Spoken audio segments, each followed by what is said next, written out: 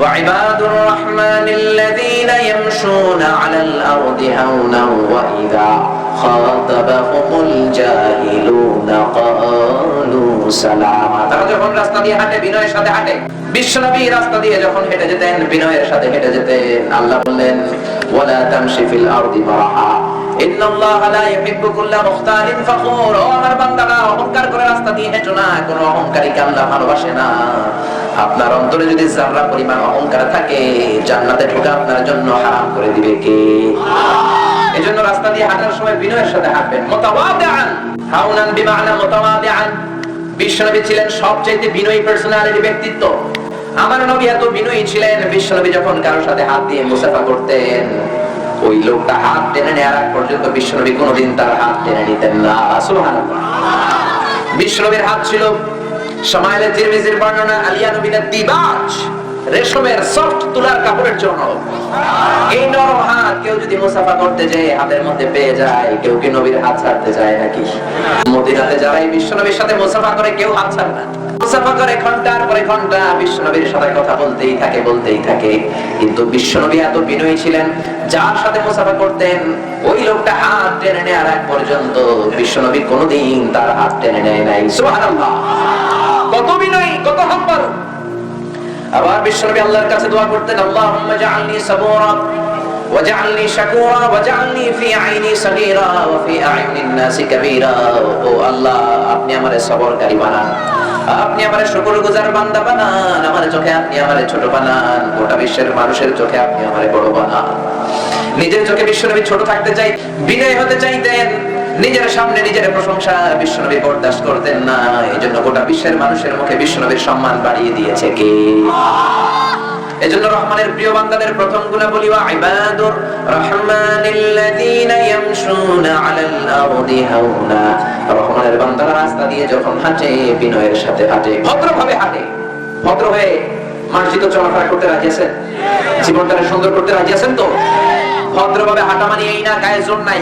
বিশ্বনবীর গায়ে জোর ছিল, তারপরেও ভদ্র হয়ে হাঁটতেন। বিশ্বনবী ইনদামা ইয়ামশি আলাল আরদি কান্নামা ইয়ানহাতু মিন সাবাব। ঢালু থেকে নিচের দিকে নামার সময় যেরকম আমরা শক্ত করে পা ফেলে ফেলে হাঁটি, বিশ্বনবী নরমালিও হাঁটার সময় শক্ত করে পা ফেলে ফেলে হাঁটতেন। সুবহানাল্লাহ। তার মানে শক্তিতে পুরো দেহটা ঠাসা। বিশ্বনবীর এক হাতের মধ্যে আল্লাহ 40 জন জান্নাতের শক্তি ঢুকিয়ে দিয়েছেন। বিশ্বনবী যখন সাহাবাদের সাথে করে ঘোড়া হাঁকাতেন, সাহাবারা বলতেন 2-3 সেকেন্ডের ব্যবধানে আমরা তাকিয়ে দেখি বিশ্বনবীর ঘোড়া নাই, সামনে শুধু ধুলা দেখা যায়। ঘোড়া চলে গিয়েছে অনেক আগে। এত শক্তি ছিল বিশ্বনবীর গায়ে। মক্কার সবচেয়ে শ্রেষ্ঠ কুস্তিগিরকে ধরে 3টা আছাড় মেরেছিলেন তিনি। মক্কায় চিল্লায় বলেন আল্লাহু আকবার। বিশ্বনবীর প্রাণের সাহাবারা সব সময় বিশ্বনবীকে চেক দিয়ে রাখে, কখনো যেন বিশ্বনবী মক্কার সবচাইতে বড় কুস্তিগির রুকানার দরবারে না যায়। সাহাবারা ভেবেছেন রুকানার দরবারে যদি বিশ্বনবী যায়, রুকানা বিশ্বনবীর বক্সিং মারবে, আর ওই বক্সিং খেয়ে বিশ্বনবী চিৎপটা। সাহাবারা এই ভয় করে নবীকে কখনো রুকানা রেসলিং খেলার প্লেসে যেতে দিতেন না। কিন্তু বিশ্বনবীর দাওয়াতটা গুটি কয়েক মানুষের জন্য নাকি সবার জন্য? বিশ্বনবী একবার ফজরের নামাজের পরে কোবা পল্লীর রাস্তা ধরে রুকানার দরবারে চলে গেলেন। 8টা-9টার দিকে বিশ্বনবী পৌঁছে দেখেন রুকানা তার সঙ্গী সাঙ্গপাঙ্গ নিয়ে রেসলিং খেলে, কুস্তি খেলে। বিশ্বনবী গেলেন, রুকানা দেখে অবাক, আরে আব্দুল্লাহর বেটা মুহাম্মদ তুমি এখানে? বিশ্বনবী বললেন, রুকানা আসলিম তাসলাম, ইসলাম মানুষ শান্তির ধর্ম, ইসলাম গ্রহণ করো, তাসলাম তুমি শান্তিতে থাকবা, দুনিয়াতেও থাকবা আখিরাতেও থাকবা, ঠিক না? কালিমা পড়ো। রুকানা বলে না, কালিমা পড়বো না, কখনো আমি কালিমা পড়বো না। যদি তুমি আমারে কুস্তি লেগে আমার পিঠটা জমিনের মধ্যে লাগাতে পারো, কুস্তিতে যদি আমারে হারাতে পারো, তাইলে কালিমা পড়বো। সুবহানাল্লাহ বলবেন না? বিশ্বনবী বিপাকে বললেন, উনি তো কুস্তি খেলতেন না, এখন কি করবেন? রুকানা বলে, কুস্তিতে না হারাতে পারলে কালিমাও পড়বো না। রহমতের নবী, দয়ার নবী, মায়ের নবী ভাবলেন কুস্তি খেলার কারণে যদি একটা লোক জাহান্নামের আগুন থেকে বেঁচে যায়, কুস্তি লাগলে দোষ কোথায়? বিশ্বনবী রাজি হলেন। দুইজনে দাঁড়ালো, একটা কুস্তি লাগার কথা। আমি কুস্তি খেলার জন্য এরকম পজিশন নেওয়ার দরকার আছে না? আপনারা রেসলিং খেলা দেখেছেন? লাফায় না? বিশ্বনবীও দাঁড়ালো, রুকানাও দাঁড়ালো। রুকানা এরকম পজিশন নিতে শুরু করলো, বিশ্বনবী কোনো পজিশন নেয় না। রুকানা এরকম হাফ প্যান্ট পরে লাফায়। বিশ্বনবীকে বলল, রুকানা মুহাম্মদ তুমি লাফাও না কেন? এই খেলা খেলতে হলে লাফাতে হয়। বিশ্বনবী বললেন আমি লাফালাফি করি না, কেননা বিশ্বনবী লুঙ্গি পরতেন, সেলাইবিহীন লুঙ্গি। সেলাইবিহীন লুঙ্গি পরে লাফালাফি করলে সতর খুলে যাওয়ার সম্ভাবনা আছে না? নেই। বিশ্বনবী এত লজ্জাশীল ছিলেন, জীবনে কেউ কোনোদিন তার সতর দেখে নাই। বনু সাদ গোত্রে মায়ের কাছ থেকে যখন, আমিনার কাছ থেকে যখন হালিমাতুস সাদিয়া বিশ্বনবীকে নিয়ে আসলেন, হালিমা বর্ণনা করে কোনোদিন এই কুরাইশি মুহাম্মদকে কাঁদতে দেখি নাই, কোনোদিন এই মুহাম্মদকে কাঁদতে দেখি নাই। 5 বছর রাখলাম, 2 বছর দুধ খাওয়ালাম, ব্যথা পেলেও ছেলেটা কাঁদে না, ক্ষুধা লাগলেও কাঁদে না। শুধুমাত্র কেবলমাত্র লজ্জাস্থানের জায়গা থেকে যদি কাপড় সরে যায়, কুরাইশি মুহাম্মদ কেঁদে ওঠে। কি লজ্জাশীল ছিলেন তিনি! এখন লজ্জাশীলতার ধার আমরা ধারি না। পুরুষের লজ্জাশীলতার তো কোনো কথাই নাই, নারীদের মধ্যে লজ্জা নাই। চিৎকার করে বলে ঠিক না? আছি আমরা কোন জামানায়, লাজ শরম গেছে হারায়। আছি আমরা কোন জামানায়, লাজ শরম গেছে হারায়। পাতলা শাড়ির বাহার, পাখি ড্রেস লেহেঙ্গা, পোশাক দেখে নারীর লাজে মরে যাই। হাই হাই, আছি আমরা কোন জামানায়, লাজ শরম গেছে হারায়। চিৎকার করে বলে ঠিক না? লাজ শরমের কোনো বালাই নাই। কিন্তু বিশ্বনবী পুরুষ হয়েও মায়েশার বর্ণনা কুমারী মহিলাদের চাইতো বিশ্বনবী লজ্জাশীল ছিলেন। রুকানা বলল মুহাম্মদ তুমি আগে মারো। বিশ্বনবী বললেন না রুকানা তুমি মারো। রুকানা বলল আমি মারবো না, তুমি মারো। বিশ্বনবী বললেন আমি মারলে আমার মায়ের তুই সহ্য করতে পারবি না। সেই লোকের এক হাতের মধ্যে 40 জন জান্নাতীর শক্তি, ওই মেয়ে ঘুষি দিলে কি জান বাঁচবে? কথা বলেন জান থাকবে? বিশ্বনবী বললেন আমি মারলে তুই সহ্য করতে পারবি না। রুকানা হ্যাডম দেখানোর জন্য বলে আব্দুল্লাহর বেটা মুহাম্মদ তুমি মারো, তোমার মার আমি সহ্য করতে পারবো। রুকানাও মারে না, বিশ্বনবীও মারে না, খেলাও শুরু হয় না। বিশ্বনবী কি করবেন না পেরে বিশ্বনবীর মোবারক ডান হাতটা রুকানার বাম কাঁধের মধ্যে টাচ করে বলে ও রুকানা এত লাফাও কেন, এত লাফাও কেন, এত লাফাও কেন, এত জাম দাও কেন, জিরিং বিরিং করবেন। বিশ্বনবীর ডান হাতের ছোঁয়াটা রুকানার বাম কাঁধের মধ্যে লাগার সাথে সাথেই মক্কার সবচেয়ে বড় কুস্তিগীর রুকানা বেহুশ হয়ে যায়। রুকানার সাঙ্গপাঙ্গ রুকানার মাথার মধ্যে পানি ঢালে, কেউ এসে দুধ খাওয়ায়, কেউ খেজুর খাওয়ায়। হুঁশ ফেরার পরে সবাই কয় রুকানা তুই তো বড় শেয়ানা। ওরে রুকানা তুই তো বড়, তোর শেয়ানাগিরি গেল কই? এতদিন তো অনেক ছড়ন ফড়ন করতি, আজকে আব্দুল্লাহর বেটা মুহাম্মদ খুশি দেয় নাই, কিক দেয় নাই, বক্সিং দেয় নাই, লাথি মারে নাই, হাত দিয়ে শুধু ঘাড়ের মধ্যে ধরেছে, বেহুশ হইলি কেন? রুকানা বলে আরে তোমরা তো জানো না আব্দুল্লাহর বেটা মুহাম্মদ আমার এই জায়গায় ধরেছে, তোমরা দেখেছো হাত এসে পড়েছে, আমার মনে হয় উহুদের পাহাড়টা আমার কাঁধের উপরে চেপে বসেছে। এবার বিষ্ণু বললেন রুকানা আসলিম তাসলাম ইকরা লা ইলাহা ইল্লাল্লাহ, কালিমা পড়ো। রুকানা কয় না আমি রেডি আছিলাম না, তুমি আমারে আগে ধরছিলা, এবার আমি রেডি থাকবো, আগ থেকে এবার তুমি আমারে হারাতে পারবে না, আবার লাগবো। বিষ্ণু বললেন okay fine, that's not a big deal, let's make another game man, চলো আবার খেলি। আবার দাঁড়ালেন, এবার বিষ্ণু বললেন প্রথমটা আমি মারলাম, দ্বিতীয়টা তুমি মারো। আবার হ্যাটম দেখানোর জন্য কয় না মুহাম্মদ তুমি মারো। বিষ্ণু কি আর করবেন না পেরে বাম হাত দিয়ে এবার রুকানার ডান কাঁধের মধ্যে হাত দিয়ে বললেন রুকানা লাফাও কেন, আবার বেহুশ। সুবহানাল্লাহ কইবেন না? হুঁশ ফেরানোর পরে সবাই রুকানারে কয় ও রুকানা তুই তো বড় সেনাগিরি গেল কই? কই ওই যে উহুদ পাহাড়ে ছিল। তৃতীয়বার আবার লাগলেন, বিশ্বনবী বললেন 2 বার হারালাম, এবার কালিমা পড়ো। রুকানা কয় না না, thine thine 3 thine, thine thine কয় দাইন, আমার ক্ষুধা ছিল পেটে, আমি খাইয়া যাইয়া এনার্জি ড্রিঙ্কস খাইয়া টাইগার খাইয়ার করে লাগবো। বিশ্বনবী বললেন জনমের মতো টাইগার খা। আবার টাইগার খেলেন, আবার বিশ্বনবী ধরলেন, আবার বেহুশ। এরকম 3 বার বিশ্বনবী রুকানাকে বেহুশ করেছেন। সবশেষে বিশ্বনবী বললেন কথা যেটা দিয়েছো কথা রাখো, কালিমা পড়ো। রুকানা বলল আব্দুল্লাহর বেটা মুহাম্মদ কালিমা পড়বো না, তবে জেনে রাখো আজকের আগেই মক্কার জমিনে আমি রুকানার পিঠটা জমিনের মধ্যে কেউ ঠেকাইতে পারে নাই, তুমি মুহাম্মদ ছাড়া। বিশ্বনবীর গায়ে শক্তি আছে না নাই? কিন্তু রাস্তা দিয়ে হাঁটার সময় নবী শক্তি দেখাতেন না, অহংকারীদের মতো চলতেন না, বেয়াদবের মতো হাঁটতেন না, বিনয়ের সাথে হাঁটতেন। কেমন করে?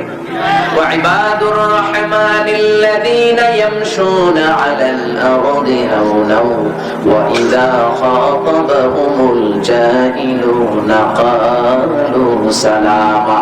রহমানের বান্দারা খবরদারি দেখায় না, পাওয়ার গায়ের মধ্যে অনেক বেশি পাওয়ার দেখায় না, পাওয়ার দেখায় জায়গা মতো করে, ঠিক না? মুসলমানদের স্বভাব হলো আমাদেরকে মারো, আমরা কিছু বলবো না, গালি দাও, কিছু বলবো না। মারতে মারতে মারতে মারতে দেয়ালের মধ্যে যখন মুসলমানদের পিঠ ঠেকে যায়, তখন 2-3টা বাড়ি দেওয়ার দরকার আছে না নাই? কিন্তু এক এক বাড়ি আর এক এক খুশির ধাক্কায় পুরো পৃথিবী কেঁপে উঠবে, চিৎকার করে বলেন ঠিক কিনা? এজন্য মুমিন বান্দাদের বৈশিষ্ট্য তারা বিনয়ের সাথে হাঁটে, উইথ ফুল অফ হাম্বলনেস। সাইয়েদনা ওমর ফারুক এক যুবককে দেখলেন মাজা পাকায় হাঁটে।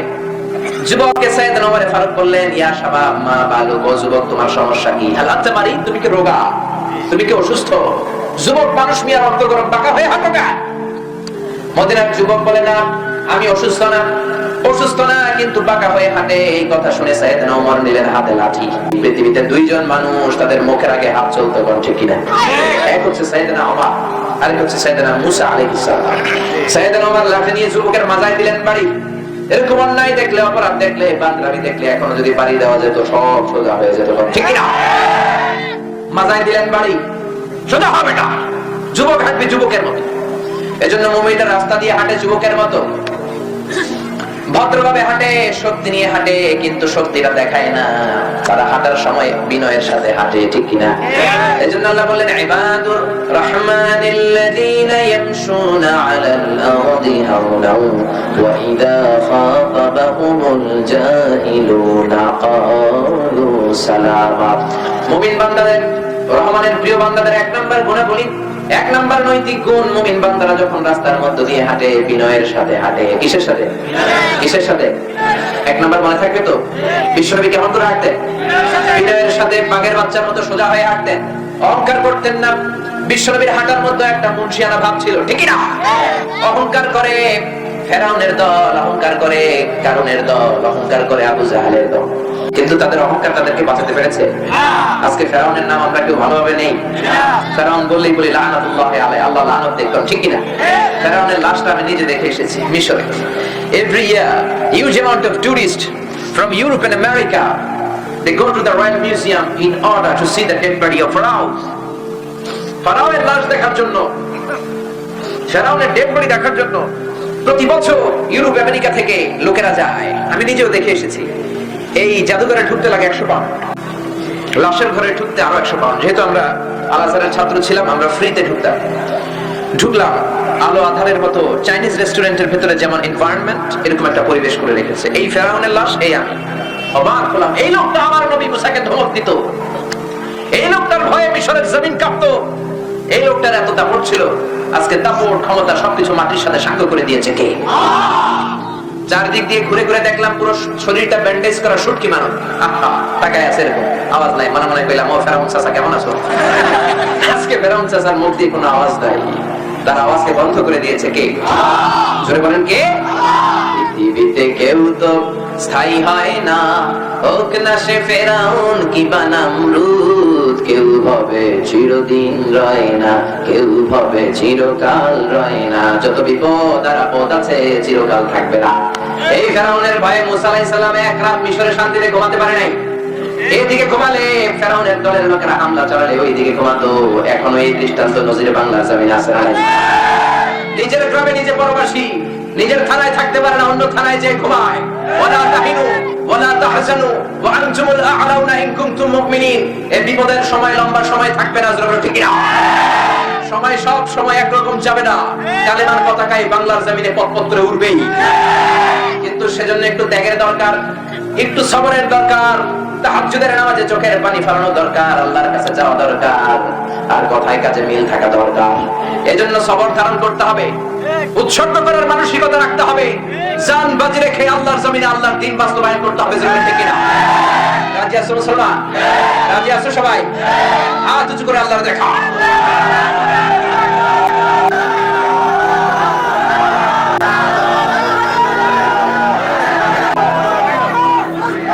এই শক্তিগুলোকে, এই প্রাণ ফেলা উচ্ছ্বাসগুলোকে তুমি নাজরানা হিসেবে কবুল করে নাও। আল্লাহ বললেন, গোলাম রহমানের প্রিয় বান্দা যদি হতে চাও, 1 নাম্বার গুণাবলী, রাস্তা দিয়ে যখন তোমরা হেঁটে যাবা বিনয়ের সাথে হাঁটবা। কেমন করে? ওয়াইবাদুর রহমানিল্লাযীনা ইয়ামশুনা আলাল আরদি হাওনাও ওয়া ইযা খাতাবাহুমুল জাহিলুনা ক্বালু সালামা। এক নাম্বার বিনয়ের সাথে হাঁটবো, মনে আছে তো? না ভুলে গেছেন? মনে আছে? আমার সাথে সবাই আছেন? পিছনের বাইরে বোধহয় নাই, আছেন সবাই? এক নাম্বার গুণাবলী, রাস্তা দিয়ে হাঁটলে বিনয়ের সাথে হাঁটবো। এবার শুরু করবো দুই নাম্বার। কয় নাম্বার? দুই নাম্বার। আল্লাহ বলেন ওয়াইদা খাতাবাহুমুল জাহিলুনা ক্বালু সালামা। রহমানের বান্দাদের দ্বিতীয় গুণ, মূর্খরা যখন তাদের সাথে ঝগড়া করতে চায়, তর্ক করতে চায়, কটু কথা বলতে চায়, তারা কটু কথায় জড়ায় না, ঝগড়াতে জড়ায় না, বরং তারা সালাম দেয়। কি দেয়? আমাদের আসল হাতিয়ার হলো সালাম। আমাদের হাতিয়ার কি? সালাম। সালাম হাজারে সালাম সকল শহীদ স্মরণে, আমার হৃদয় রেখে যেতে চাই তাদের স্মৃতির চরণে। পড়েন আমিন, সুরে পড়েন আমিন। এই ভাষা শহীদদের এই মাসটাতে তাদের জন্য বেশি বেশি দোয়া করবেন, যাদের কারণে আমরা এই ভাষা পেলাম, কিন্তু সেই ভাষার মান আমরা রাখতে পারি। যে উর্দুকে তাড়াবো বলে আমরা রক্ত দিয়েছি, ওই উর্দুর জায়গায় এখন হিন্দি ঢুকছে। ঘরে ঘরে হিন্দি সিরিয়াল আছে না নাই? আর আমাদের এক দলের লোকেরা আরেক দলের লোকদেরকে নিজের দেশের সাথে মিল করে কোনো কথা বলে না, অন্য দেশের সাথে মিলায় মিলায় গালি দেয়। ঠিক কি? তার মানে দেশের ভাষা, দেশের মর্যাদা আমরা রাখলাম কোথায়? এই দল ওই দলের গালি দেয় তুই ভারতপন্থী। কি পন্থী? ওই দলও কম না, ওই দল গালি দেয় তাইলে তুমি পাকিস্তানপন্থী। তো এই দল যদি ভারতপন্থী হয়, ওইটা যদি পাকিস্তানপন্থী হয়, বাংলাদেশপন্থী কেডা? বাংলাদেশপন্থী হওয়ার দরকার আছে না নাই? জোরে বলেন। আসেন ভাষার এই মাসে আমরা একটু বাংলাদেশপন্থী হই। কোন পন্থী? মুমিন বান্দার দ্বিতীয় গুণ, ওয়াইদা খাতাবাহুমুল জাহিলুনা ক্বালু সালামা। মূর্খরা যখন মুমিন বান্দাদেরকে গালি দেয়, রহমানের প্রিয় বান্দাদেরকে গালি দেয়, ঝগড়া করতে চায়, পায়ে পাড়া দিয়ে ঝগড়া আছে না নাই? আপনি ভদ্র, আপনি রুচিশীল, আপনি রহমানের প্রিয় বান্দা, আপনি ঝামেলায় জড়াতে চান না, তারপর পায়ে পাড়া দিয়ে ঝামেলায় জড়াবে। কোন ঠিক না? আপনারা তারা গালি দিবে। ওয়াইদা খাতাবাহুমুল জাহিলুনা, জাহেলরা যখন আপনারে গালি দেয়, মুমিন বান্দারা গালির জবাবে গালি দেয় না। সুবহানাল্লাহ পড়ো।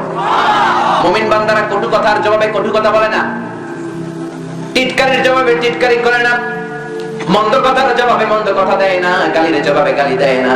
রহমানের দ্বিতীয় বান্দাদের দ্বিতীয় গুণাবলী, তাদেরকে গালি দিলে তারা সালাম দেয়। কি দেয়? আপনি কোরআনের সৈনিক, আপনি হকের পথে থাকবেন, কেউ আপনারে গালি দিবে না এমনটা হবে না। ঠিক না?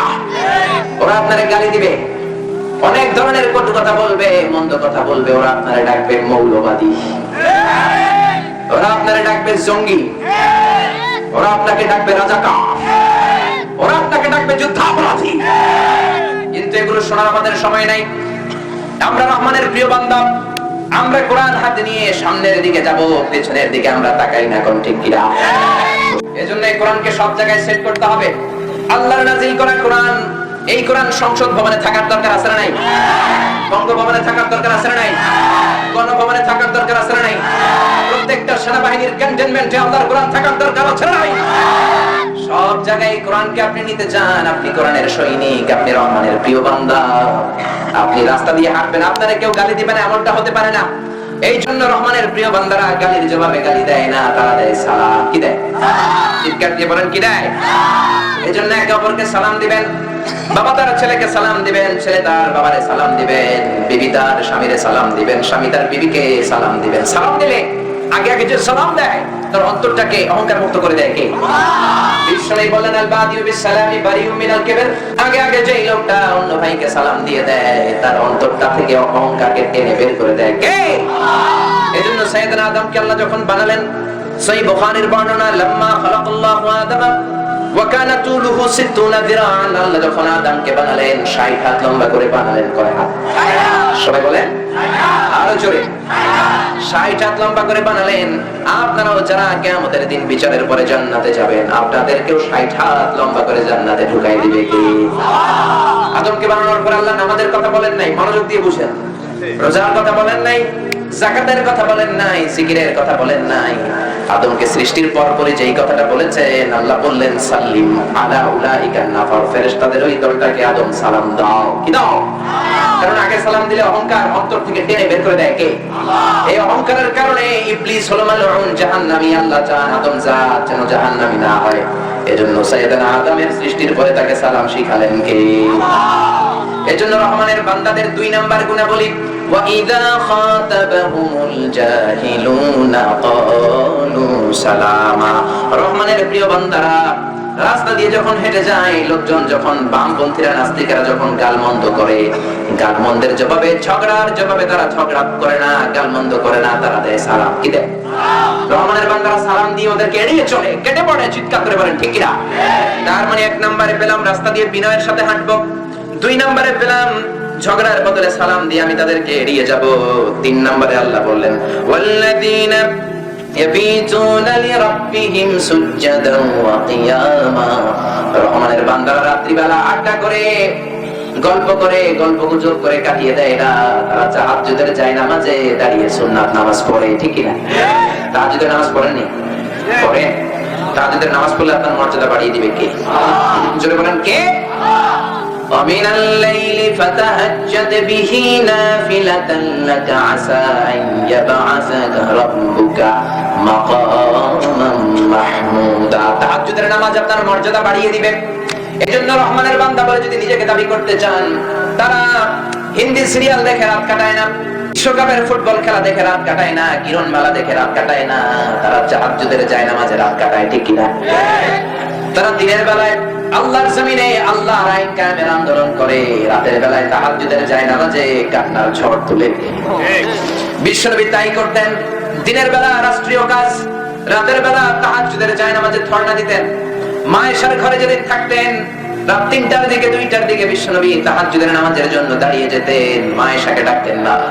ফজরের আজানের আধা ঘন্টা আগে মায়েশারে ডাকতেন, ওই সময় উঠে মায়েশা পড়তেন, কিন্তু বিশ্বনবী ফজরের 3 ঘন্টা আগে তাহাজ্জুদ শুরু করে দিতেন। বিশ্বনবী নামাজ পড়তেন, তাহাজ্জুদের নামাজ প্রথম রাকাতেই সূরা বাকারা শেষ, আল্লাহু আকবার। দাঁড়িয়ে থাকতে থাকতে ওনার পা গুলো ফুলে যেত। বুখারীর বর্ণনা, মায়েশা ফরমান হাত্তা তাতাওয়াররামু কদামা, বিশ্বনবীর পা গুলোর মধ্যে পানি জমে যেত। ওমিয়া 2 ঘন্টা একটা জায়গায় দাঁড়িয়ে থেকে দেখেন পায়ের কি অবস্থা হয়। বিশ্বনবী তাহাজ্জুদের যায় নামাজে রাত কাটাতেন, পা গুলো হাত্তা তাতাফাত্তারু কদামা, আরেক বর্ণনায় এসেছে পা গুলো যেন ফেটে ফেটে যাবে। মায়েশা বিশ্বনবীরে বললেন, ইয়া রাসূলুল্লাহ, ইয়া হাবিবাল্লাহ, আপনার আগের গুনাহ মাফ, পরের গুনাহ মাফ, আপনাকে আল্লাহ জান্নাতি বলে ঘোষণা করেছেন, আপনার কোনো গুনাহ নাই, সারা রাত তাহাজ্জুদের নামাজে কাঁদেন কেন? বিশ্বনবী মায়েশার জবাবে ডেকে বলেন, আয়েশা রে, আফালা আকুনা আবদান শাকুরা, আমি কি শুকরগুজার বান্দা হব না? এই যে আমি মুহাম্মদ ছিলাম ইয়াতীম, মায়ের পেটে থাকতেই বাবা হারালাম, 6 বছর বয়সে মাকে হারালাম, দাদার কাছে চাচার কাছে মানুষ হলাম, এই মুহাম্মদরে আল্লাহ কত সম্মান দিলেন, মদিনার প্রেসিডেন্সিয়াল চেয়ারে বসিয়ে দিলেন, আমি যদি আল্লাহর শুকরিয়া না করি এটা তো ঠিক হবে না রে আয়েশা। বিশ্বনবী আয়েশারে নিয়ে যেই ঘরটাতে থাকতেন, ছোট্ট একটা ঘর, ছোট্ট একটা পাটির মধ্যে 2 জনে ঘুমাতেন। বিশ্বনবী যখন তাহাজ্জুদের নামাজে দাঁড়িয়ে যেতেন, সিজদার জায়গায় মা আয়েশা পা বিছিয়ে শুয়ে থাকতো, কারণ রুমের জায়গা নাই। বিশ্বনবী ঘন্টার পর ঘন্টা নামাজের কিয়াম করতেন, রুকু করতেন, তারপরে সিজদা দিবেন কোথায়? সিজদার জায়গার মধ্যে মা আয়েশা পা ছড়িয়ে ঘুমায়। সিজদার সময় বিশ্বনবী মা আয়েশার পায়ের মধ্যে হাত দিয়ে চিমটি দিতেন, মা আয়েশা বিশ্বনবীর চিমটি খেয়ে বুঝতেন বিশ্বনবী এখন সিজদা দিবে, মা আয়েশা তার পা 2টা গুটিয়ে নিতেন, বিশ্বনবী ওই জায়গাটায় সিজদা দিতেন। বিশ্বনবী সিজদা দিয়ে যখন দাঁড়িয়ে যেতেন, আবার বিশ্বনবীর বউ মা আয়েশা পা দিয়ে শুয়ে যেতেন। এভাবে বিশ্বনবী রাতের পর রাত তাহাজ্জুদের যায় নামাজে কাটিয়েছেন। রহমানের প্রিয় বান্দা বলে শুধু স্লোগান দিলেই রহমানের বান্দা হওয়া যায় না। এজন্য আল্লাহ বলেন, ওয়াল্লাযীনা ইয়াবিতুনা হুম লিরাব্বিহিম সুজদান ওয়া কিয়ামা। রহমানের প্রিয় বান্দারা দিনের বেলায় আল্লাহর আইন কায়েমের কাজ করে, রহমানের বান্দারা রাতের বেলায় তাহাজ্জুদের যায় নামাজে কান্নার ঝড় তুলে। রব্বুল আলামিন ওই তাহাজ্জুদ নামাজের ব্যাপারে আমাদেরকে সচেষ্ট হওয়ার তৌফিক দাও। রাত্রিবেলা মাঝে মাঝে তাহাজ্জুদের নামাজ আদায়ের তৌফিক দাও। বলেন আমিন। ওই সময় রব্বুল আলামিন প্রথম আকাশে মনোনিবেশ করেন, মনোনিবেশ করে ডাকতে থাকেন, কার কি লাগবে চাও। মহান রব্বুল আলামিন রাজাধিরাজ মহাবিশ্বের সৃষ্টিকর্তা আমাদেরকে দেওয়ার জন্য নেমে আসলেন, আমরা কাঁথার কম্বল গায়ে দিয়ে ঘুমাই। আল্লাহ ডেকে বলেন, আলা বিন মুস্তাগফিরিন আগফিরাল্লাহ, কার ক্ষমার দরকার ক্ষমা চাও, ক্ষমা করে দেব। আলা বিন মুস্তারজিকিন আরজুকাল্লাহ, কার রিজিক দরকার রিজিক চাও, রিজিক দিয়ে দেব। আলা বিন মুস্তাকসিন, কার ভালো জামা নাই জামা চাও, জামা দেব। কার পয়সা নাই, দরিদ্রতায় জর্জরিত, আমার কাছে চাও, ধনী বানিয়ে দেব। কার ক্ষমতার দরকার, কার নেতা হওয়া দরকার, আমার কাছে চাও, নেতা বানিয়ে দেব। কার সুন্দরী বউ দরকার, সুন্দরী বউ চাও, বউ দিয়ে দেব। অনেকে পাসপোর্ট দিয়ে রেখেছে, ভিসা হয় না। কার বিদেশে যাওয়ার জন্য ভিসা দরকার, ভিসা দিয়ে দেব। কার এ প্লাস পাওয়ার খায়েশ আছে, আমার কাছে চাও, এ প্লাস দিয়ে দেব। আল্লাহু আকবার। আপনার যা দরকার, যা আপনার চাইবার, যা যন্ত্রণা দিতে পারে একজন, তিনি কে? কেউ যেটা পারে না সেটা পারে কে? কেউ যেটা দেয় না দেয় কে? কেউ যে কথা শুনতে পায় না শুনতে পায় কে? এজন্য আল্লাহ বললেন রহমানের বান্দার তৃতীয় গুণাবলী, ওয়াল্লাযীনা ইয়াবিতুনা লিরাব্বিহিম সুজদান ওয়া কিয়ামা। রহমানের বান্দারা দিনের বেলায় দিন কায়েমের কাজ করে, রাতের বেলায় তাহাজ্জুদ পড়ে। কি পড়ে? তাহাজ্জুদ পড়তে রাজি আছেন? সবাই রাজি আছেন তো?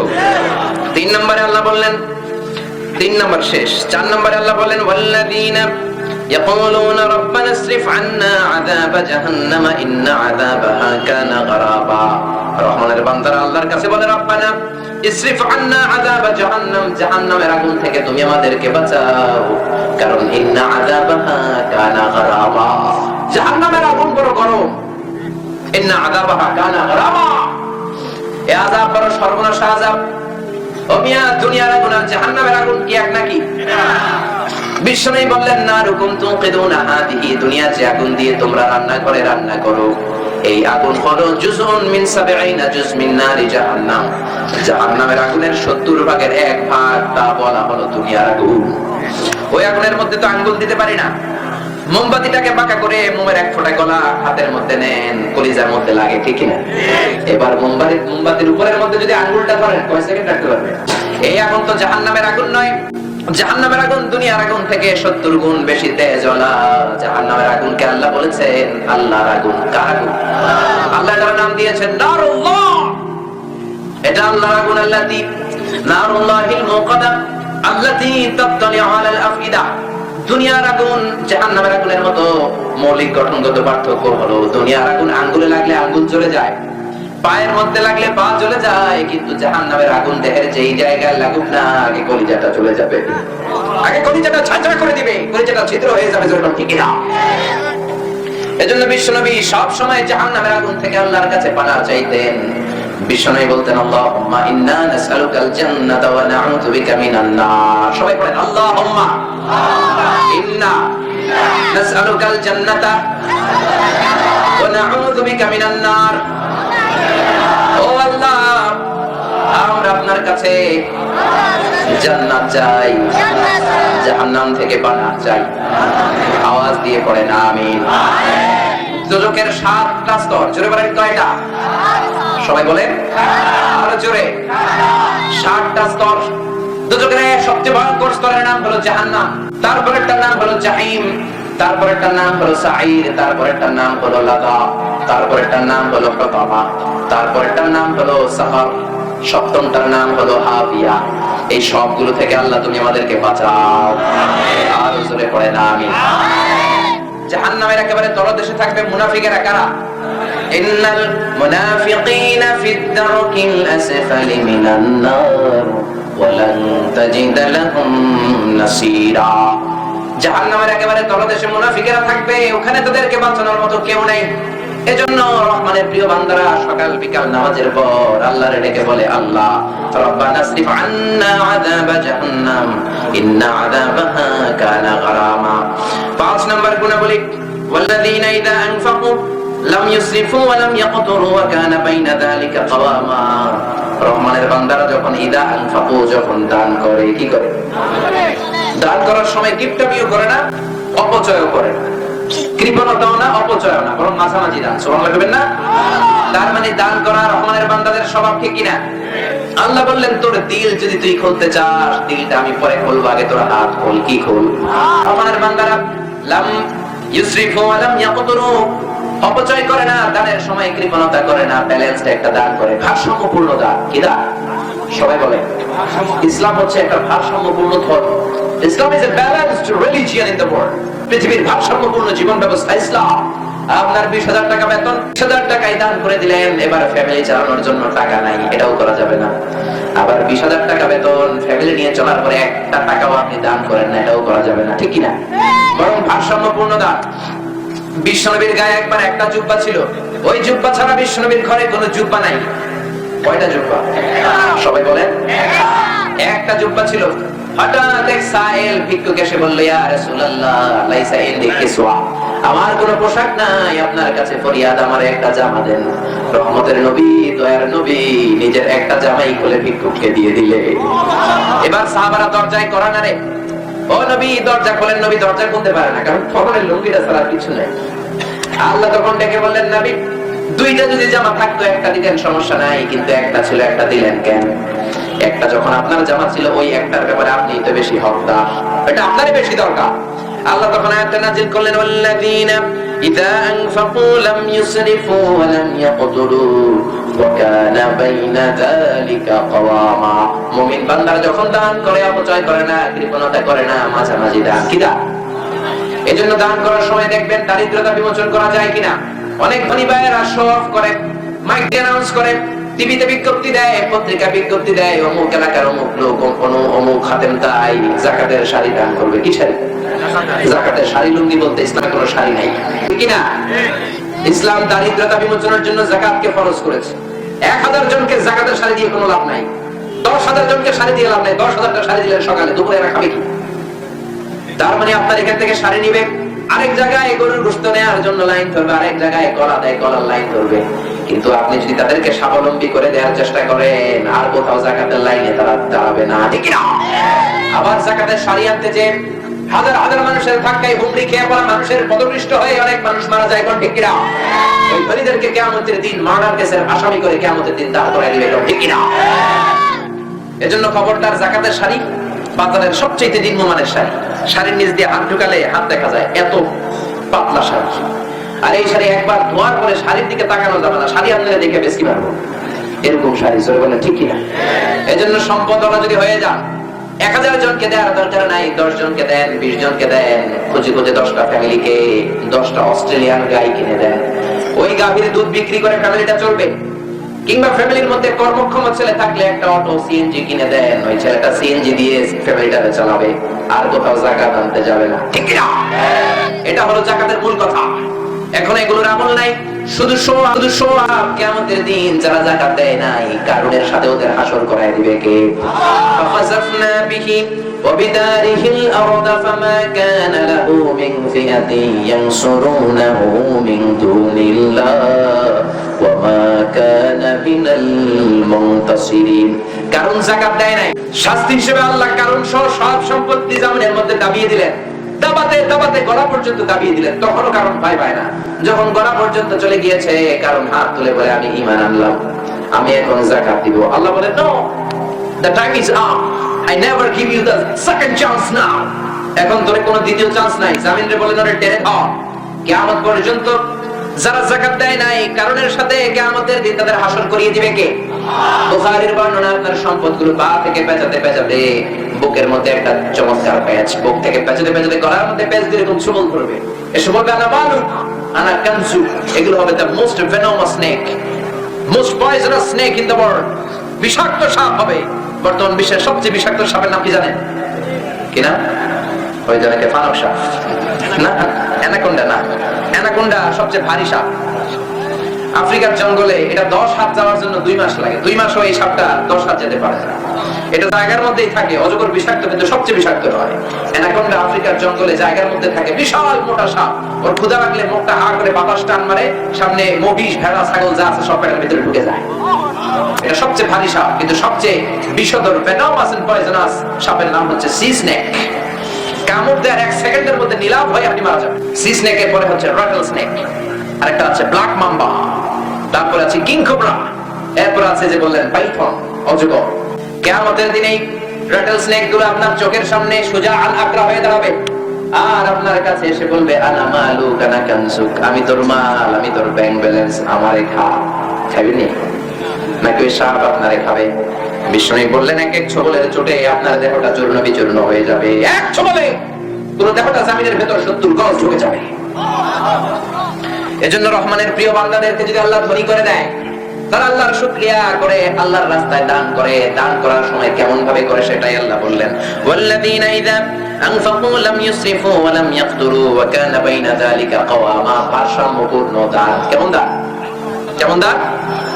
এরপরে 6 নম্বরে আল্লাহ বললেন ওয়াল্লাযীনা লা ইয়াদউনা মা'আল্লাহি ইলাহান আখার, রহমানের বান্দারা এক আল্লাহরে ডাকে, ওই আল্লাহর সাথে অন্য কাউরে ডাকে না, ঠিক কি না? একদল আছে মসজিদে যে আল্লাহরে ডাকে, মসজিদ থেকে বের হয়ে মা দুর্গারে ডাকে। মসজিদে আল্লাহর কাছে যায়, মসজিদ থেকে বের হয়ে মা সরস্বতীর কাছে যায়। মসজিদে আল্লাহর কাছে কাঁদে, মসজিদ থেকে যে মাজারে পড়ে কাঁদে। এগুলো মুমিন না, এগুলো মুনাফিক।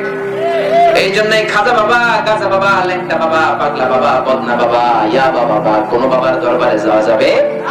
চাইতে হবে একটা দরবারে। কার দরবার? 7 নম্বরে আল্লাহ বললেন ওয়ালা ইয়াকতুলুন আন-নাফসাল্লাতী হারামাল্লাহু ইল্লা বিল হক। 7 নম্বরে আল্লাহ বললেন মুমিন বান্দারা কাউকে হত্যা করে না। শুনতেছেন না ঘুমায় পড়ছেন? 7 নম্বরে বললেন ওয়ালা ইয়াকতুলুন আন-নাফস, কাউকে হত্যা করে না। হত্যা করা মহাপাপ, হত্যা করা। কারণ আপনি প্রাণ দিতে পারবেন না, এই প্রাণ আপনি কেমন করে নেন? আপনি কাউরে মারলেন মানে গোটা বিশ্বের সবাইরে মারলেন, ঠিক কিনা? মান কাতালা নাফসান বিগাইরি নাফসিন আও ফাসাদিন ফিল আরদি ফাকান্নামা কাতালান নাসা জামিআ। একজনকে মারা গোটা বিশ্বের সবাইকে মারা সমান, জোরে বলেন ঠিক কিনা? কারণ এই রূহটা আল্লাহর দান, জোরে বলেন কার দান? এই রূহটা আল্লাহর দান, আল্লাহর পক্ষ থেকে রূহটা এসেছে, কেউ এই রূহটা দিতে পারে না। এই জন্য টাকা পয়সার মালিক হলে শুনবেন বডিগার্ড রাখা যায়, কিন্তু রূহ গার্ড রাখা যায় না, কোন ঠিক কিনা? রূহ গার্ড রাখা যায়। অনেক মন্ত্রী দেখবেন 2 লক্ষ 3 লক্ষ টাকা বেতন দিয়ে বডিগার্ড রাখে, কি গার্ড? কিন্তু রূহ গার্ড রাখা যায় না। রূহ গার্ড যদি রাখা যেত, কোটি টাকা দিয়ে হলেও মানুষ রূহ গার্ড রাখতো। দেখবেন মন্ত্রীর আশেপাশে বডিগার্ড, সন্ত্রাসী এসে গুলি করে মন্ত্রীদের শেষ করে দিয়েছে। র্যাবের প্রধান এসে বডিগার্ডে ধরে, বেটা বডিগার্ড 3 লক্ষ টাকা বেতন পাস। মন্ত্রী বলল কেমনে? মন্ত্রী মারা যায় কি করে? বডিগার্ড বলে আমারে বডিগার্ড রাখছেন, এই যে বডি আছে বডি নিয়ে যান, আমি তো রূহ গার্ড নজর করে, ঠিক কিনা? এজন্য রহমানের বান্দাদের 7 নাম্বার গুনাহ বলি, লা ইয়াকতুলুনা আন-নাফসাল্লাতী, তারা আল্লাহর দেয়া পদ্ধতি ছাড়া অন্য কোনো ভাবে অন্যের রক্তে নিজের হাতকে রাঙায় না। কিয়ামতের দিন রক্তের বিচার হবে প্রথম বিচার, মুহাসাবাতুদ দিমা। যতগুলো রক্তের বিচার আছে সবগুলো রক্তের বিচার সেদিন করবে কে? চিৎকার করে বলেন কে? 2টা বিচার আল্লাহ শুরু করবেন, এক হচ্ছে হাক্কুল্লাহ, আর একটা হলো হাক্কুল ইবাদ। হাক্কুল ইবাদের প্রথম বিচার হলো নামাজের বিচার। কিসের বিচার? হাক্কুল্লাহর বিচার। প্রথম বিচার হলো নামাজের বিচার। আউয়ালু মা ইউহাসাবু বিহিল আবদু ইয়াউমাল কিয়ামাতি আস-সালাত। কিয়ামতের দিন প্রথম বিচার নামাজের বিচার। ফাইন সালাহাত সালাহা সাইরু আমালি, নামাজের বিচার যদি তার জন্য সহজ হয়ে যায়, তার পুরো আমলনামার বিচারটা সহজ করে দিবে কে? নামাজের বিচার যদি তার জন্য কঠিন হয়ে যায়, সবকিছু কঠিন করে দিবে কে? এটা হলো হাক্কুল্লাহর বিচার। এবার হাক্কুল ইবাদের বিচার আছে না? হাক্কুল ইবাদের প্রথম বিচার হচ্ছে মুহাসাবাতুদ দিমা, রক্তের বিচার। সেদিন আল্লাহ প্রত্যেকটা রক্তের বিচার করবেন। অন্যায় ভাবে যতগুলো হত্যাকাণ্ড পৃথিবীতে হয়েছে, যতগুলো গুম হয়েছে, যতগুলো ফাঁসি হয়েছে, সবগুলোর বিচার সেদিন আছে না নাই? আপনার ভুলে গেল, আল্লাহ কি ভুলে যাবে? তনু হত্যার বিচার দুনিয়ায় হয় নাই, সেদিন হবে। চিৎকার করে বলেন ঠিক কিনা? ফেলানি হত্যার বিচার সেদিন হয় নাই, ওই দিন হবে, কোন ঠিক কিনা? বিএসএফ এর গুলিতে আমার বোন ফেলানিকে ঝাঁঝরা করে, তার বুকটাকে ঝাঁঝরা করে, তার লাশটাকে কাঁটাতারে ঝুলিয়ে রাখা হয়েছে। এই বিচার আমরা পাই নাই। সেদিন প্রত্যেকটা পত্রিকার হেডিং এ এসেছে, ফেলানি ঝুলছে না, ঝুলছে বাংলাদেশ। ফেলানি ঝুলছে না, ঝুলছে আমার লাল সবুজের পতাকা। এই বিচার দুনিয়ায় হয় নাই, আখিরাতে হবে। সাগর রুনি হত্যাকাণ্ডের বিচার আজও হয় নাই। এরকম সৎ সাংবাদিক দম্পতি বাংলার জমিন মনে হয় আর জীবনে দেখে কিনা সন্দেহ। মন্ত্রী বলল 24 ঘন্টায় বিচার হবে, 24 মাস চলে গেল, এই বিচারের কোনো হদিস নাই। গত 2 দিন 3 দিন আগের একটা দিন আছে, আমাদের একটা কষ্টের দিন। 57 জন সেনা অফিসারকে আমরা হারিয়েছি। বিডিআর হত্যাকাণ্ডের বিচার হবে সেদিন। চিৎকার করে বলেন ঠিক কিনা? সেদিন হবে ফাইনাল খেলা। কোন খেলা? আরো জোরে।